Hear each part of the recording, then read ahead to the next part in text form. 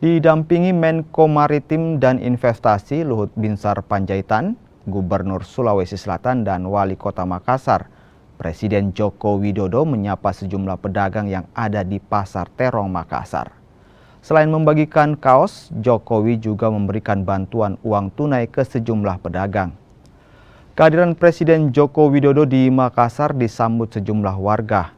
Bahkan warga rela berdesakan untuk dapat melihat secara langsung orang nomor 1 di Republik ini, sekaligus mengabadikan dalam ponsel mereka. Menurut Wali Kota Makassar, Muhammad Ramdan Pemanto, kehadiran Jokowi di Makassar sekaligus untuk memantau harga bahan pokok di bulan Ramadan ini. Sampaikan bahwa cabai di sini sangat murah dibanding di Jakarta. Yang tempat lain itu sudah 10.000, di sini hanya 40.000. Beliau puas sekali dengan harga-harga yang ada di Makassar. Sempat turun terus seperti di pekan pertama awal Ramadan ini sudah mulai turun. Ya, naik turun, memang naik turun, tapi kita intervensi. Kita intervensi dengan segenap semua jejaring dengan di daerah yang penghasil. Kita akan beli untuk menopang harga-harga di Kota Makassar agar tidak turun, agar tidak naik. Tadi kita cuma tanya tadi cabai. Memang cabai yang cenderung naik turun.